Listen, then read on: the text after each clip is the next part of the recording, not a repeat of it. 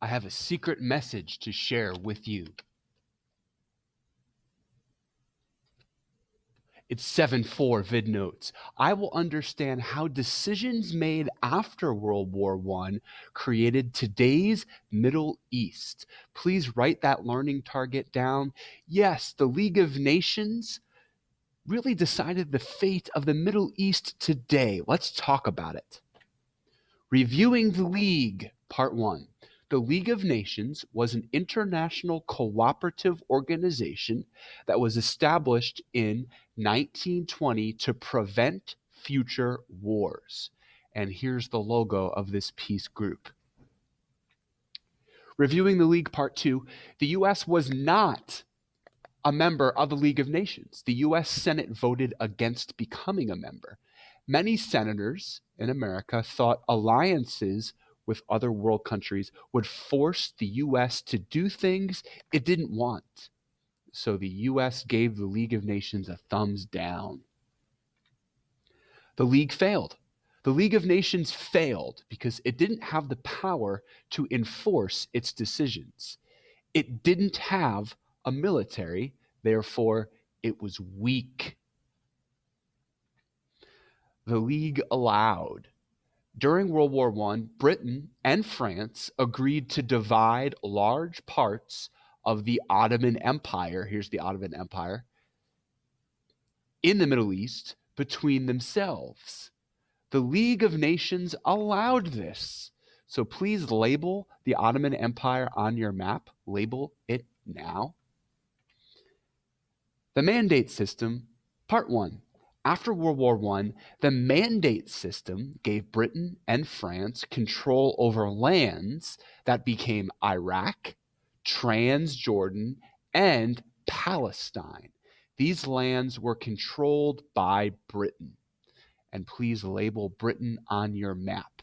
These were the 3 lands that Britain controlled in the Middle East after World War I. The mandate system, Part 2. The mandate system also created Syria and Lebanon in the Middle East. These lands were controlled by France, France. Please label, and this should say France on the map. I made a mistake. It just say France. And France controlled Syria and Lebanon in the Middle East. Define mandate. What is a mandate? A mandate is an order that requires a country to do something. Britain and France required these countries in the Middle East after World War I to do things. The effects of the mandate system. The division of the Ottoman Empire through the mandate system planted the seeds for future conflicts in the Middle East. The mandate system led to the development of conflict between 2 kinds of Islam, the Sunni and the Shia. And this power struggle leads to the creation of ISIS, the terrorist group. That's not good. The first genocide of the 20th century. The first genocide in the 1900s happened in Armenia, a part of the Ottoman Empire until World War I. The Ottoman Empire, and please circle where Armenia is. It's just to the east of the country of Turkey. Circle, circle, circle now. Define genocide. What is a genocide? It's the systematic, there's a system involved, and purposeful, there's a purpose, destruction of a racial, political, religious, or cultural group. Basically, a genocide is an evil plan. It's been planned.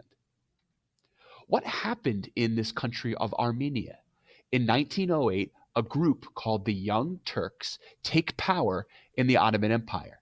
They were Muslims, and they wanted all Christians out of Armenia. And here are the founders of the Young Turk group. No one's smiling.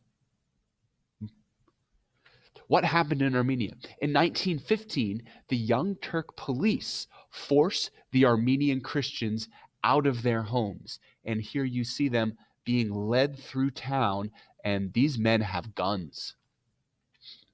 What happened in Armenia? The Young Turks hired killing squads to drown the Armenian Christians in rivers, throw them off cliffs, or burn them alive. About 1.5 million Armenians died in this genocide. And here you see some getting hung. What can we learn from the Armenian genocide? People can use religion as a political tool. The Turks used Islam in 1915 to say it was okay to do these things.